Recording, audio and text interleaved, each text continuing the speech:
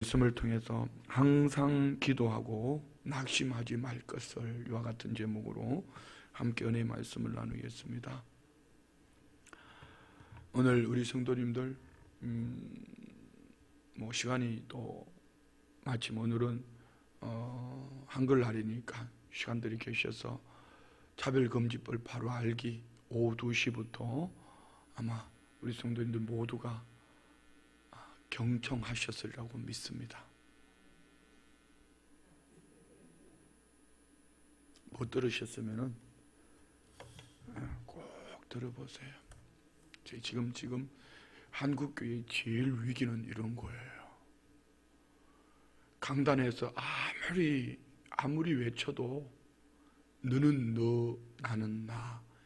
내가 이 성전에 와서 필요할 때 들을 수 있으면 듣고 아니면은 상관이 없이 살아가는, 이것이 오늘 신앙생활 속에 가장 보이지 않는, 여러분이 은혜 속에 살지 못하게 하는 그 배후에는 여러분이 아니라 이 시대 환경 삶이 마귀 사탄이 빼앗아가는 거예요. 오늘 어떻게 보면 이 본문에도 그런 내용이에요. 그냥 이런 거 있잖아요. 목회하면서 정말 제일 멋있는 성도님들은 이런 거예요. 그냥 아멘 하고 가는 분이에요. 근데 그 아멘은 결코 목사에게나 어떤 공동체의 아멘이 아니에요. 하나님께서 어떤 사람을 세우고 어떤 말씀을 주실 때는요, 하나님이 개인에게도 그 마음의 소원을 두고 행하신다 하셨다면은 더더욱 교회가 기도하는 우리 교회 공동체가 하나님께서 어떤 비전을 주시고 한국 교회가 지금 전 세계적인 가장 큰 문제, 인권이라는 이름으로 이런 엄청난 대적하는 영적 배후가 있을 때에 여러분, 이런 일들 앞에 하나님이 그냥 주셨겠어요? 그러면은 강단에서 뭔가 여러분들에게 요구할 때는 다시 한번 여쭤볼게요. 여러분 가정예배 드리고 계시죠? 왜 이쪽 줄은 아무 얘기가 없어요? 가정예배 드리시나요? 아니, 솔직하게 뻥치지 말고 이름 불러볼까? 한 명씩. 설마 거짓말 시키지는 못할 거 아니야? 그냥 합시다 할 때는 그거 여러분 가정예배 그거 하고 안 하고 차이는 별거 없어요. 새벽예배 끝나고 제가 여기 앉아서 그냥 주물럭주물럭 해가지고 보내는 말씀이에요. 새벽예배 나오는 말씀 그 중심으로 해서 그냥 비슷한 말씀으로 교우들에게 보내는 거예요. 그리고 그 새벽에 6시 반에 보내는 이유는 출근하기 전에 그래도 가족들이 둘러앉아 3분이면 돼. 3분 찬송까지 다 부르면은 7분이면 돼. 7분. 그 7분이 여러분에게 불순종이 된다면 평생 불순종이 됩니다. 자, 이 말씀을 드리는 이유는요, 교회는 몇 가지 따라합시다. 기도하고 찬송하고 성경 말씀 읽고 전도하고 봉사하고 헌신하고 매일 이것만 얘기할 거예요. 기찬성전 봉헌. 그런데 이 몇 가지를 내가 하고 싶으면 하고 하기 싫으면 안 하면은 그 삶을 잘 돌아보세요. 이걸 어떤 특정 개인을 가지고 당신 말이야 이러하니까 이러한 거 아니야? 아니면은 이러하니까 이게 어려운 일 아니야? 이렇게 말하면 참 억울할 수도 있어요. 이런 거 있잖아요. 코로나19 때문에 요즘 엄청난 영적 긴장이 됩니다. 이유는요, 예배가 예배되지 못해요. 이제는 주일날 어떤 일이 있으면은 아무 부담 없이 주일날 밥 먹듯이 빼먹을 수 있어요. 밥 먹듯이. 휴대폰 하나 들고 설교 듣는 걸 가지고 예배 다 들었다 그럽니다. 여러분 큰 오해입니다. 그런데 문제는 이거예요. 그 인생이 거기에서 더 이상 벗어나지를 못해요. 그러면은 강단에서 어떤 일이 선포되어질 때에, 어떤 비전이 선포되어질 때에 그게 순종하고 오는 그분들은 할 일이 없어서 순종했을까? 그런데 하나님은 순종하고 오는 그들의 삶을 돌아보면은요, 뭔가가 안 되는 것 같은데도 하나님이 때를 따라 도와주신다. 이제 보세요. 주일을 주님의 날로 여의심을 다해 사는 성도님들 한번 잘 보세요. 그분들의 삶, 주일을 우리는 이 안식일, 주일을 안식일하는 세 가지. 첫 번째 따라 합시다. 예배하고, 봉사하고, 헌신하고. 이제 봉사는 섬기는 거예요. 헌신은 하나님 앞에 하는 거예요. 예배 드리는 걸 주일 안식 지키는 끝나는 거 아닙니다. 예배와 섬김과 헌신이 함께 어우러져서 가는 거예요. 근데 그들의 삶을 보면은 하나님이 분명히 때를 따라 도우시는 은혜를 보아요. 요즘 참 가관이 아닌 게 이런 겁니다. 우리 교회는 참 축복받은 교회예요. 이제 코로나19 때문에 성도님들이 환경이 많이 어렵잖아요. 이 11조가 줄어들 수밖에 없죠. 그런데 환경이 어려우면은 다른 헌금도 줄어들어야 되잖아요. 감사 헌금은 이전에보다 더 많아졌어요. 이게 믿음이에요. 이게 헷갈리시나요? 잘 보세요. 시대가 어려우니까 11조가 줄어드는 것은 당연한 거예요. 경제적으로.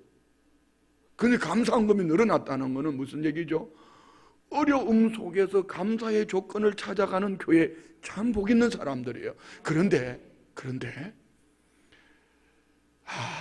아쉬운 것은 이런 거예요. 몇 년이 지나가면서도 중직자임에도 불구하고 11조를 개눈 감추듯이 콩 빼먹듯이 빼먹는데 문제는 그 인생이 꼭 그만큼 풀리지 않더라는 거. 이거는 제 얘기가 아니고 하나님의 말씀이에요. 저 지금 돈 얘기한 거 아닙니다. 여러분이 11조 안 해도 교회가 절대로 지금 오히려 코로나 이전에보다 영적으로는 올해 한 번도 처음에 코로나 올 때 그때 외에는 한 번도 부족했다 싶을 정도는 없어요. 그런데 인생들을 돌아보면은 매일 헤매는 사람들은 그 사람이에요. 참 저 집은 많이 어렵겠다 싶은데 하나님 앞에 정직해요. 뭐가요? 기찬성전 봉헌, 기도와 찬송과 성경 말씀과 봉사와 기찬성전, 전도와 헌신. 그만큼 하나님은 여러분의 삶 속에서 분명히 하나님은 역사하시는 살아계신 좋으신 아버지인 줄 믿습니다.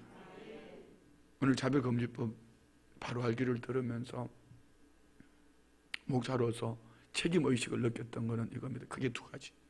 한 가지는 바른 신앙관. 어떻게 우리 성도님들을 바른 신앙관을 가지고 신앙생활을 하게 해야 될까?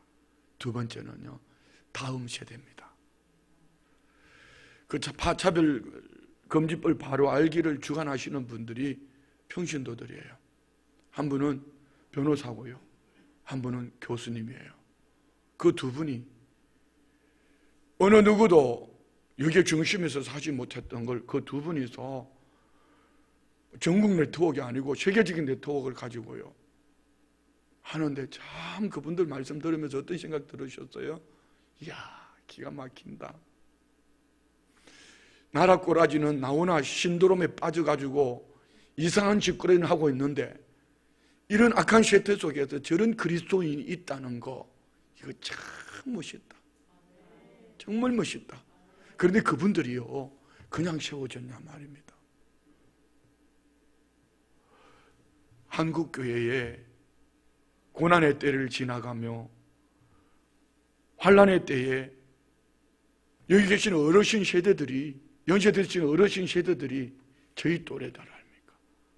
자신앙으로 잘 세워주셔서 그분들이 신앙이 잘 세워져서 지금 국가적인 위기를 만났을 때에 어느 큰 교회도 어느 목사님도 앞서서 하지 못할 때에 그분들이 한국교회를 깨우며 목회자들을 깨우며 주의 백성들을 깨워서 이것이 얼마나 시대 앞에서 큰 죄악이며 하나님 앞에 큰 범죄며 이것으로 말미암아 한국교회는 어떻게 신앙생활을 해야 될 것을 지금 2달간 하고 있어요. 2달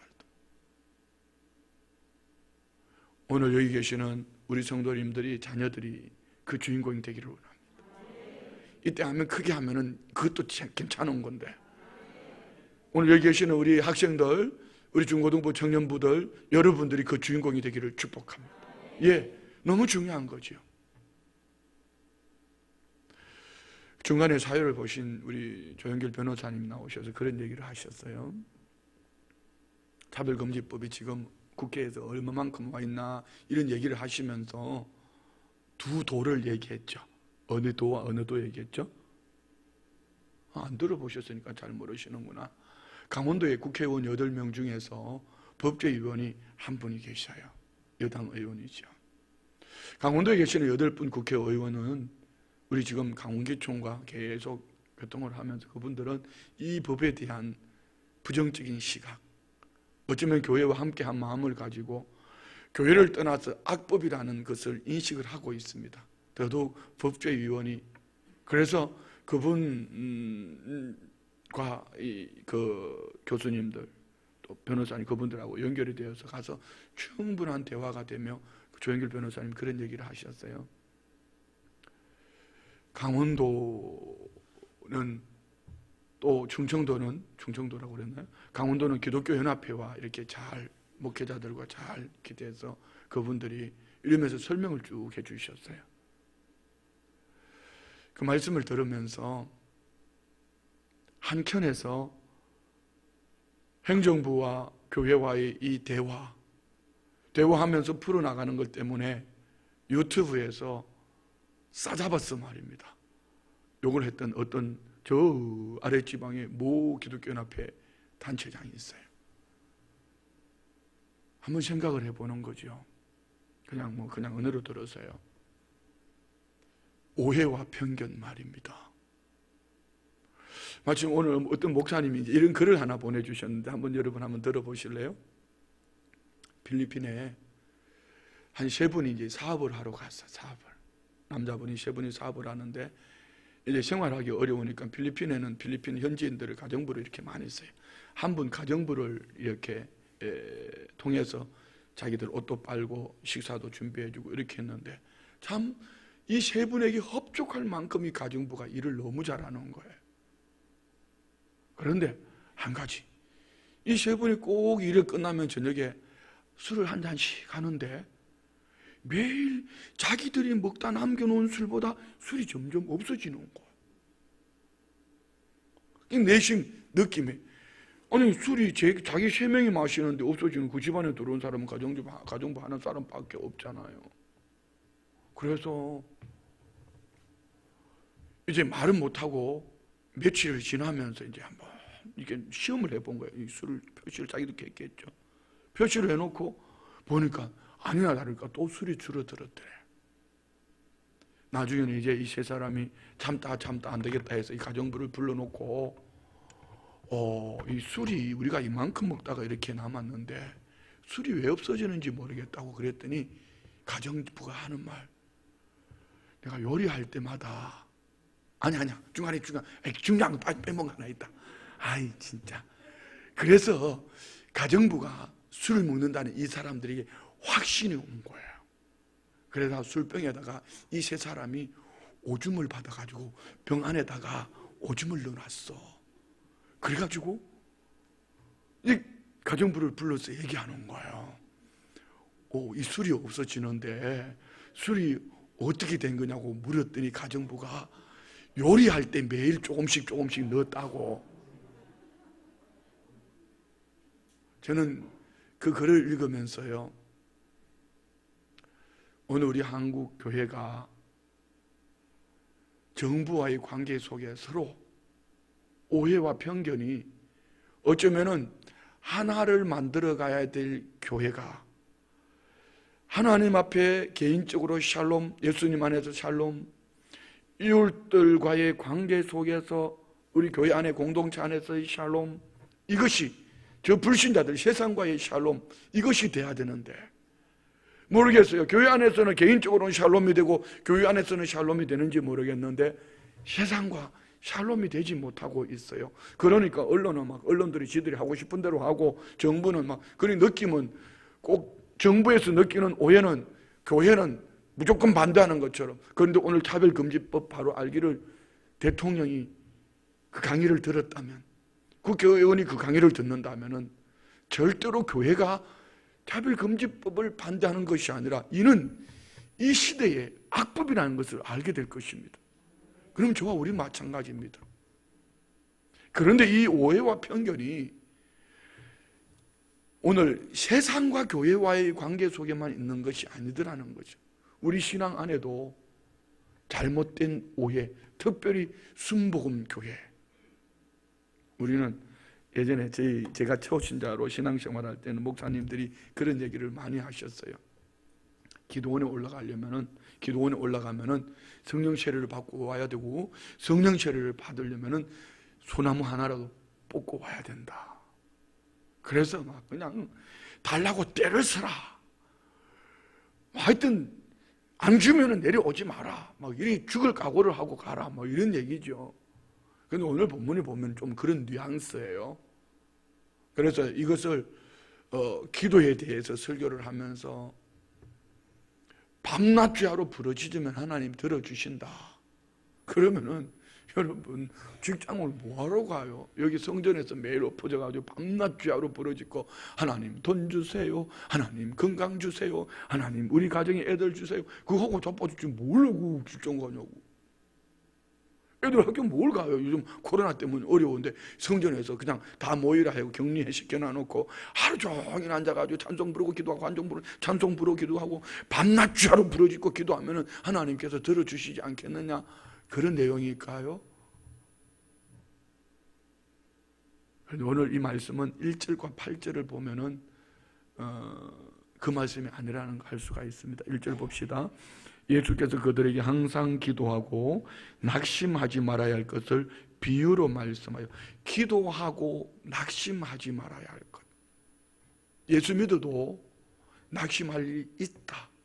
그러면 이것을 뒤집어 볼게요. 낙심할 만한 일을 이길 수 있는 길은 기도하면서. 할렐루야. 그리고 8절 봅시다. 내가 너에게 이르노니 속히 그 원한을 풀어주리라. 그러나 인자가 올 때에 세상에서 믿음을 보겠느냐. 재림의 때에 이렇게 낙심하지 않고 기도하는 하나님과의 영적 교통이 있는 이런 믿음의 사람을 볼 수 있겠느냐. 지금 코로나 시대에 꼭 지금 우리에게 주시는 말씀이에요.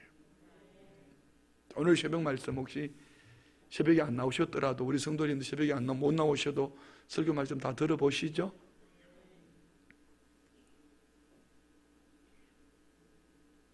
새벽에 안 나오신 분들 제가 이름 부르면서 한번 여쭤볼까? 들었는지 안 들었는지? 그러면 그 홈페이지 들어와서 듣는 분들은 다 다른 교회 성도들인가? 안 들으셔요? 좋아요. 낙심하지 말아야 될 이유 3가지를 말씀합니다. 1절에 보면은 하나님께서 우리에게 직분을 주셨다. 뭘? 긍휼히 여겨주셨다. 자, 이 직분이라는 크게는 이런 여러 가지 직분도 있지만 더 포괄적으로는 우리를 불쌍히 여겨서 성도라는 거룩한 하나님의 사람으로 세워주셨음을 믿으시면 아멘. 2번째 우리가 낙심하지 말아야 될 것은 우리는 질그릇이다. 상하기 쉽고 깨지기 쉽다. 뭐 놋그릇이다, 동그릇이다, 철그릇이다 하지 않습니다. 질그릇이다. 그런데 이 질그릇 안에 보배이신 예수님을 담고 있다. 그러면은 질그릇은 깨지면 부서질수록 보배이신 예수님이 드러나기 때문에 나는 부서져야 되고 더 많이 깨져야 되고 더 많이 내려가야 되고 더 많이 부서지면 부서질수록 보배이신 예수님이 드러난다. 믿으십니까? 3번째 낙심하지 말 것은 우리 인생이 그리 길지 않다. 우리 그 사람은 후패하지만 우리 속 사람은 날로 새로워진다. 그래서 어떤 어려운 일을 만나도 어떤 힘든 일을 만나도 그것 때문에 외적으로 육신적으로 환경적으로는 낙심할 만한 그 사람이 후패하겠지만 그런 어려운 일을 만났을 때 내 안에 계신 예수님을 믿음으로 의지하고 살아갈 때 오히려 고난이 내게 유익이라. 속 사람은 더 강건하게 될 줄 믿습니다. 그래서 잠깐 사는 날 동안에 눈에 보이는 이것 때문에 낙심할 것이 아니라 우리가 이 장막집을 걷어버릴 때에 하나님께서 예비하신 그 나라에 은혜가 있는 줄 믿습니다. 그래서 바울사도는 고린도 교회가 바울사도의 사도권을 부인하고 그들이 N율법을 얘기하면서 교회를 혼란스럽게 할 때에 바울사도는 이 마음에 낙심할 만한 일이 있었지만 편지 1장에서는 하나님의 위로하심과 그리고 그 교우들을 생각하면 너희들이 편지다.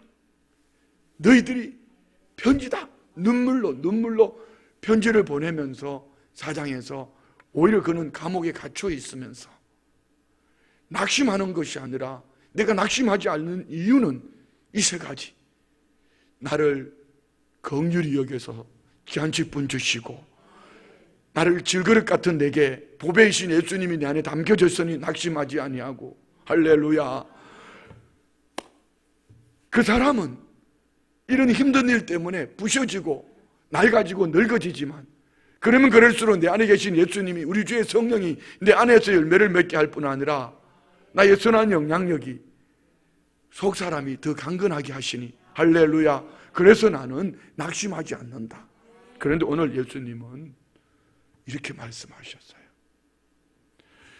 낙심할 만한 일이 있었는데 그 낙심할 만한 일이 있을 때에 이렇게 기도하면서 주님 다시 오실 그날을 바라보며 기도하며 껴있어서 넉넉히 이김으로 살아갈 수 있는 우리의 삶.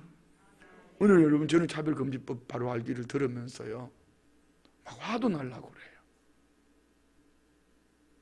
내가 살고 있는 조국이, 내 나라가, 위정자들이 왜 이런 가치관을 가지고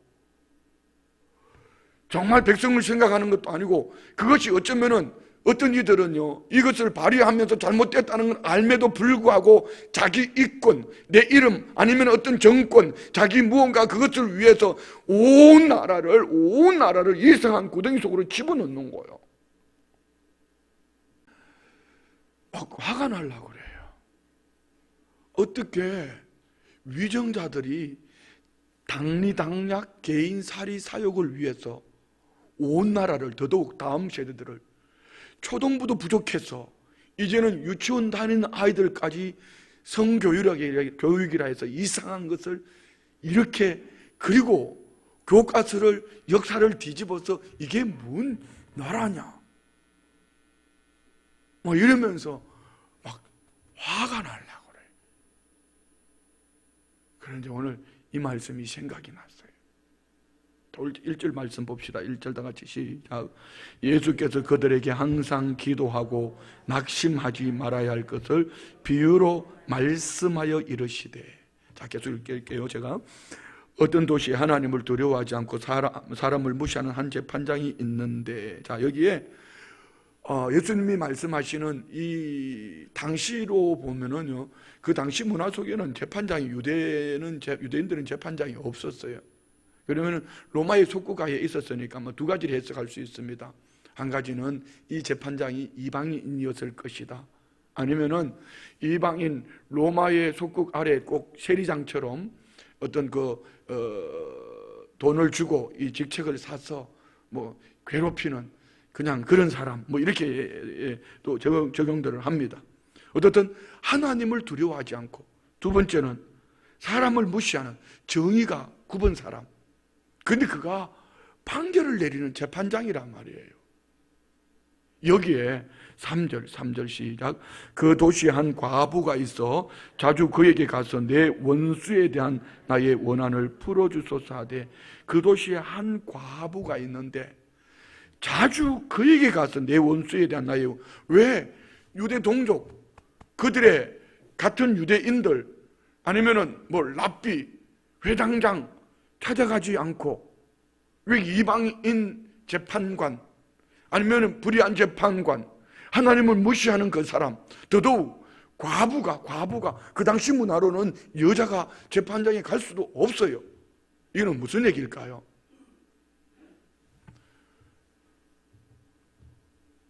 유대인들이 아무도 돌아봐 주지 않는 사람, 뿐만 아니라 그 주변에는 아무런 남자가 없는 사람. 그렇지만 그에게 아픔이 있었으니 그에게는 원한이 있었다. 그래서 그는 이렇게 말합니다. 자주 그에게 가서 내 원수에 대한 나의 원한을 풀어주소서 하되. 나의 원한을 풀어주소서. 근데 원수에 대한 거. 자, 이것을 어떤 분이 이렇게 적용을 하시더라고요. 오늘 이 여인의 환경을 돌아볼 때에 그의 원한이 무엇이었을까? 원수라고 생각할 만큼 그의 원한은 무엇일까? 신랑을 빼앗겼다라든지, 아니면 그의 힘 중심이 되어졌던 가족으로 말미암은 상실, 그래서 남편을 잃어버린 상실, 가장 큰 아픔 아닐까요? 억울함. 그래서 원수에 대한 나의 원한을 풀어주소서. 자, 오늘 여기에 이 말씀이 예수님이 왜 이 말씀을 하셨을까? 여기 보면 몇 구절이요? 똑같은 말씀이 나오고 있습니다. 우리 3절 다시 한번 읽어봐요. 그 도시에 한 과부가 있어 자주 거기 가서 내 원수에 대한 나의 원한을 풀어주소서 하되. 자, 5절 봅시다. 5절 시작. 이 과부가 나를 번거롭게 하니 내가 그 원한을 풀어주리라. 그렇지 않으면 늘 와서 나를 괴롭게 하리라 하였느니라. 7절.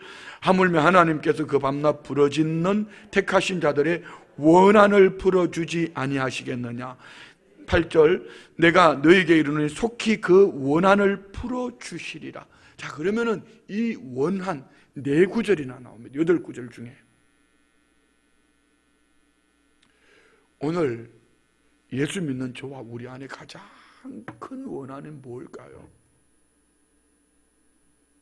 위정자들 때문에 억울한 거요? 코로나 때문에 사업이 잘 안 되는 거요? 그러면 바울 사도가 고린도후서 4장에 나오는 낙심하지 않은 3가지를 얘기했을 때 어떤 것도 해당되지 않아요. 그런데 바울 사도가 고린도후서 4장에서 낙심하지 않는 이유 3가지. 첫 번째, 하나님께서 그를 긍휼히 여겨서 직분을 주셨다. 성도라는 직분을 주셨다면 그 속에 누가 있어요? 예수 그리스도입니다. 질그릇 상하기 쉬운 내 안에 보배이신 예수님이 계신다. 할렐루야. 3번째, 우리가 그 사람은 후패하지만 속사람 내 안에 예수 그리스도로 말미암아 하나님의 영이 계신다. 다시 말씀드리면 오늘 우리 그리스도인에게 있어서의 가장 큰 원한은 신랑 되신 예수님을 잃어버리는 거예요. 그런데 신랑 되신 예수님을 잃어버리도록 누가? 그 원수는 뭐죠? 대적 원수 마귀요. 원수 마귀가 사람 좋아하는 사람에게는 사람을 붙여서 신랑 되신 예수님을 잃어버리게 하고요. 그래도 뭐니 해도 머니가 최고다고 생각하는 분들에게는 머니로 유혹을 해서 신랑을 잃어버리게 하고요. 뭐 다양하게 어떻든 사단의 가장 큰 무기는요, 이간질시키는 게 사단의 은사예요. 디아블로스, 쳐서 나누는 거. 가정을 나누고 교회를 나누고 내 마음을 나누고 두려워하게 하고 염려하게 하고 근심하게 하고, 이 사단이 하는 게, 사단의 은사는 나누는 거예요. 그런데 사단의 가장 큰 목적은 뭘까요? 하나님과 분리입니다. 그럼 우리가 신앙생활을 하면서 가장 억울한 것은요, 아무리 열심히 해도, 교회를 열심히 나와도 여러분 신랑을 빼앗겨버리면, 신랑 대신 예수님을 잃어버리면 모든 것이 다 헛거다. 물론 오해하지 마세요. 예수님을 믿음으로 구원 얻은 저와 우리에게는 절대로 신랑 대신 예수님을 빼앗기지 아니할 줄 믿습니다. 내 안에 계신 성령님이 땅속에 묻혀져 있는 가지라면 덜 추워서 죄로 말미암아 아무것도 열매를 맺지 못하는 그런 가지라면 주님이 덜쳐내서 열매를 맺게 하실 것이고요. 열매가 요만한 큰 걸 요만한 게 맺어 있으면 주님은 고난이라는 어떤 통로를 통해서 자를 꿰뚫어서라도 열매를 맺게 하실 거예요. 그런데 어떻든 오늘 예수님이 주시는 이 본문 속에서는 이제 예수님이 이 말씀 이후에 어디를 가셔요? 예루살렘에 십자가지로 올라가시는 거예요. 자, 언제 낙심이 됐죠? 여러분이 언제 낙심이 됐습니까? 물질이 없기 때문에, 사람이 없기 때문에, 환경이 없기 때문에요? 아니요. 물질이 없어도요, 하나님과의 관계 속에 끼어 있다면 오히려 저 사람은 참 나사가 두 개 풀린 사람 같아. 저렇게 어려운데도 매일 밤낮 죄하러 나가가지고 엎어져가지고 저렇게 기도하고 얼굴은 허여멀거리 해가지고 온 세상이 다 뒤집히는데도 허여멀거리. 왜요? 신랑 대신 예수님이 그 안에 계시니까. 근데 어떤 이는 반대로 다 있어. 사람도 있고 환경도 있고 물질도 있고 건강도 있고 다 있어. 근데 얼굴이 시커멓디디 해가지고 사람을 아래 위로 훑어보기나 하면서 말입니다, 사람을 똑바로 쳐다보지를 못해. 왜 그런지 아세요? 신랑을 빼앗겼어요. 그 안에 예수님이 계시지 않아요. 마귀가 뒤집어 쓰고 있어요. 그러니까 사람을 바라보지를 못하는 거예요. 더더욱 예배 시간에 눈을 뜨지를 못해요. 말씀을 듣지를 못해요. 왜요?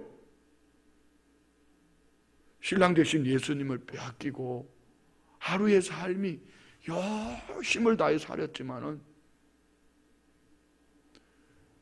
다 가지고 있지만 신랑 대신 예수님을 빼앗기니 99을 가지고 있지만 없는 하나 때문에 낙심하고 좌절하는 거예요. 그럼 오늘 본문은 설교 끝난 거예요. 묻습니다. 여러분 안에 예수님이 계십니까? 여러분 안에 예수님이 계십니까? 정말 신랑 되신 주님이 여러분 가정의 주인 되십니까? 지난 수요 말씀 기억하십니까? 내 삶의 주인. 예수님이 저와 우리의 삶의 주인 되심을 믿습니까? 그분이 하나님의 아들 나의 구세주 예수 그리스도이신 것을 믿습니까? 하나님이 나의 아버지신 것을 믿습니까? 그러면은 우리는 낙심하지 않습니다. 그러면 어떻게 하라는 거죠, 예수님이? 우리가 사는 날 동안 낙심한 일이 많이 있는데 1절에 뭐라고 말씀하셨죠? 항상 기도하고 낙심하지 마라. 기도하고 낙심하지 아니하면은, 자 8절 읽읍시다. 8절 다 같이 시작. 내가 너에게 이르노니 속히 그 원한을 풀어주시리라. 그러나 인자가 올 때에 세상에서 믿음을 보겠느냐. 자, 두 가지 봅니다. 한 가지는 우리가 낙심할 만한 일이 있을 때에 주님 앞에 나와서 우리가 찾아야 될 것은 신랑 되신 예수님이 내 삶을 주관하는 내 삶의 주인 되시도록. 오늘 새벽에 제가요 좀 일찍 나왔던 것 같아요. 근데 말씀을 묵상을 했는데, 집에서 묵상을 하는데 고린도후서 4장에, 왜 고린도후서 4장 말씀을 제가 모르겠어요. 말씀이 맥이 안 잡혀요. 너무 힘들었어요. 그래서 제가 사실 여러분 제 무릎이 좀 안 좋아 잘 못 걷는 거 아시잖아요. 3, 40분을 걸으면서 주여 주여 주여 아버지 한 3, 40분을 걸으면서 계속 내 안에 하나님 묻고 있는 그것이 무엇입니까? 계속 기도하면서 그때 하나님께 마음의 깨달음을 주셨던 것이 오늘 새벽에 나눈 말씀이에요. 내게 어떤 일이 있었으라기보다도 하나님께서 내 삶을 통하여, 마치 호시아 선지자의 삶을 통하여 유대인들의 영적 가치관을 보여준 것 같이 내 안에 나의 삶을 통하여 하나님과의 영적 호흡이 뭔가 막혀있는 이 이유. 그런데 아무것도 하지 않고 3, 40분을 걸으면서 주여 주여 주여 주님을 찾을 때에 이 말씀 속에서 풀려가는 은혜를 받았어요. 여러분 마찬가지입니다. 이 밤에 여러분이 기도해서 그 무엇을 원하는 그것을 얻어서 참 귀한 기도지요. 그렇지만 신랑을 빼앗겨 버리면 그것을 얻었다 할지라도 여러분은 낙심하고 주저앉을 겁니다. 그렇지만 오늘 밤에 우리가 기도하다 아무것도 얻지 못해도 그냥 부러졌다가 주님 여러분 만나 주시면은 오늘 우리는 주님으로 말미암아 응답받은 기쁨, 감격 가지고 돌아가요. 오늘 밤에 주님 만납시다. 주님을 회복합시다. 내 삶 속에 내 원하는 것처럼 내 신랑 되신 예수님을 빼앗아간 그 무엇이 뭘까? 나는 신랑 되신 예수님, 내게 생명 주신 주님, 구원의 주님을 제하여 놓고 어디에 목매고 있었던가? 어디에 목매고 있었던가? 이걸 깨달아서 주여, 주님 앞에 한 가지씩 내려놓고 말입니다. 주님을 부르짖다가 오늘 밤에 그 원한을 풀어주시리라. 예, 신랑 빼앗겼던 신랑을 원한이 뭐예요? 신랑 찾으면 원한이 회복된 거지요. 또 다른 한 가지는 이렇게 말씀합니다. 그러나 인자가 올 때 세상에서 믿음을 보겠느냐? 종말의 때, 재림의 때에 이렇게 신랑을 간절히 찾는 낙심할 만한 일들 속에 신랑 대신 주님을 빼앗기지 않기 위해서 몸부림하는 이런 믿음의 기도, 이런 믿음의 기도를 가진 보겠느냐? 오늘 지금 이 시대를 우리는 말시지말이라고 말합니다. 오늘 저와 우리가 이 악한 세태 속에 뭐 이것도 헌신도 하고 봉사도 하고 이것도 하고 저것도 하지만 오늘 주님이 인자가 올 때 세상에서 믿음을 보겠느냐? 어떤 믿음이요? 주님이면 다 됩니다. 우리 주님이면 충분합니다. 나는 신랑 대신 예수님이 내 안에 함께 하시면은 내 원한, 내가 물질에게 빼앗겼던 신랑 대신 예수님, 건강 아니면 친구, 사람에게 빼앗겼던 신랑 대신 예수님, 주여 원한을 풀어주소서. 밤낮 주야로 기도했더니 이제는 주님이 내 삶의 주인 됐어요. 최고가 되었어요. 이 믿음으로 언제까지 말입니까? 우리 주님 다시 오시는 그날까지. 그는 분명 하늘의 칭찬과 상이 있을 줄 믿습니다. 말씀 마칩니다. 오늘 밤 기도는 먼저는 내게 낙심하게 하는 일이 뭔가 찾아봅시다. 내가 낙심하는 것이 환경, 사람, 형편 때문이라면 그건 초보신앙이에요. 내가 낙심하는 것은, 내게 낙심될 만한 것은 어떻게 저 영혼을 세워갈까? 그런데 정말 이 영적, 평소에 기도를 안 했는데 갑자기 기도가 되겠어요? 이러할 때에 영적 에너지가 방전이 됐다는 것을 깨닫고 오늘 밤에 우리 회복하는 은혜가 있기를 축복합니다. 할렐루야. 이것이 회복되어져 있으면요 다 돼. 오늘 아침에 새벽 예배를 마치고 한 권사님하고 전화통화로 그런 얘기를 했어요. 권사님이 우리 교회 몇 년 됐죠? 처음에 와서 내보고 그러더라. 우리 교회는 매일 부흥하는 것 같다고. 그 한편으로는 좋게 들리기도 하고 한편으로는 조금 느낌이 약간 이상해. 뭐냐면은 뭐 전에는 뭐 오늘 전에 있던 교회는 뭐 한 말씀 하나 잡으면은 그걸 가지고 하루를 살아내는데 근데 여기 보면 매일 부흥하면 몇 시간 부흥하면 뭐 몇 시간 부흥하면 부흥회로 살면 되지. 근데 그 뉘앙스가 그게 아니요. 그 요즘 보니까 얼굴이 색깔이 허여멀거리한 게 아주 밤낮 주야로 열심히 믿음 생활하는 것 같다. 그러면서 본인이 하는 얘기가 목사님 진짜 말씀이 요즘요 너무 재밌고요 은혜가 되고요 막 그냥 그런데 내가 속으로 한마디 해주고 싶었는데 이거는 그 말이 이 말이에요. 이 말을 해주고 싶었는데 못 해줘서 지금 해줄게. 자기 귀가 열린겨. 다시 말씀드리면 그전에는 사람도 보였고 환경도 보였고 낯선 곳에 왔으니까 이것도 보이고 저것도 보이고 또 익숙하지 않은 곳에 오니까 이것도 보이고 저것도 보였는데 예수님을 찾고 나니까 다 좋은 거야. 목사도 좋고 옆에 앉아있는 그 성도님도 좋고 같이 사는 그 남편도 좋고 애들도 이쁘고 그냥 다 좋은 거야. 밤낮 주야로 불러내는 전도사님도 좋고. 왜 아멘들 안 해? 할렐루야. 이런 거 있잖아요. 예, 문제는 이겁니다.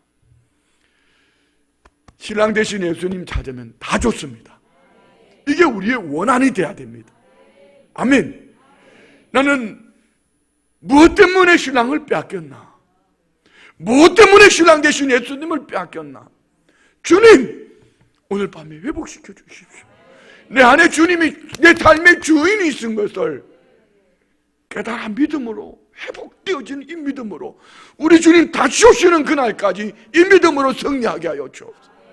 할렐루야. 이 은혜가 오늘 우리의 삶 속에 넘쳐나기를 축복합니다.